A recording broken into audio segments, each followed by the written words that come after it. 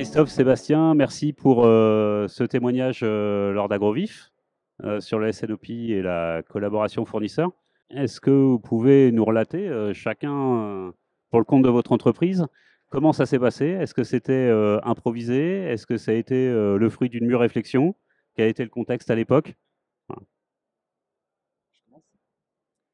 Alors le contexte était assez délicat puisqu'en 2021, date du démarrage de la collaboration entre Sonoco et Europe Snacks, 2021 était le rachat de Sonoco de Can Packaging et Europe Snacks travaillait avec Can Packaging depuis déjà de nombreuses années, mais on s'est retrouvé à un moment charnière où Europe Snacks attendait une belle croissance, avait bien démarché le marché justement, mais s'est retrouvé confronté, nous on s'est retrouvé confronté à un outil de production complètement saturé lors du rachat de Can Packaging, sans anticipation à l'avance de cette croissance.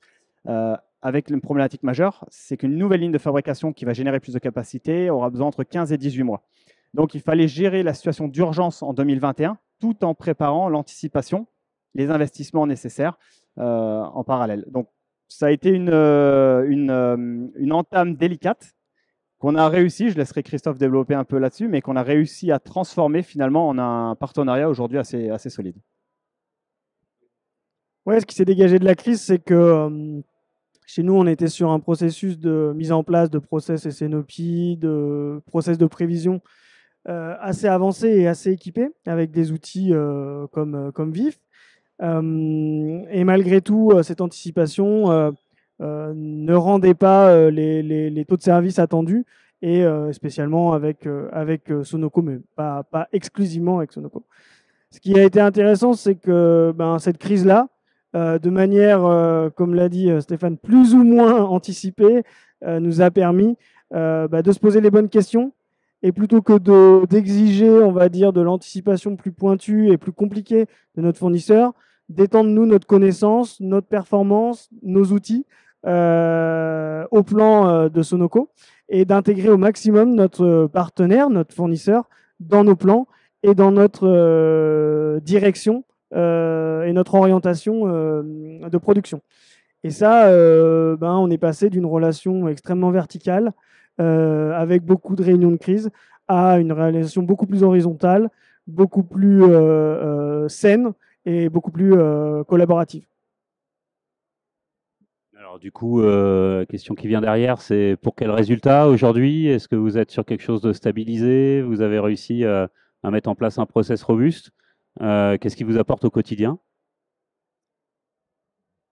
Alors complètement, puisque depuis 2021, donc, la crise à l'instant T a été gérée, ce qui nous permet aujourd'hui beaucoup plus de piloter la situation et de se projeter. Et c'est cette projection, cette anticipation qui va au contraire faciliter encore plus notre relation à l'avenir.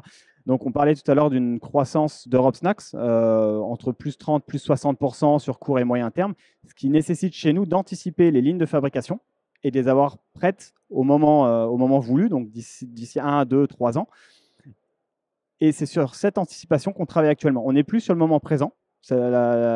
Tous les processus qui ont été mis en place, les réunions mensuelles qui sont mises en place pour piloter un petit peu cette anticipation, se sont maintenant bien calibrées. Les équipes ont trouvé leurs responsabilités, donc les équipes respectives se sont retrouvées dans ce modèle et facilitent vraiment l'avenir sur lequel on va. Oui, les fruits sont très mûrs et très goûtus.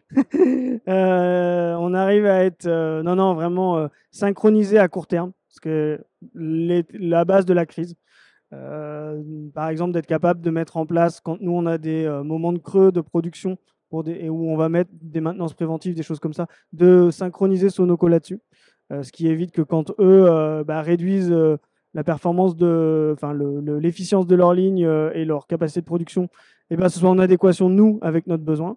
Donc ça, c'est vraiment de l'opérationnel.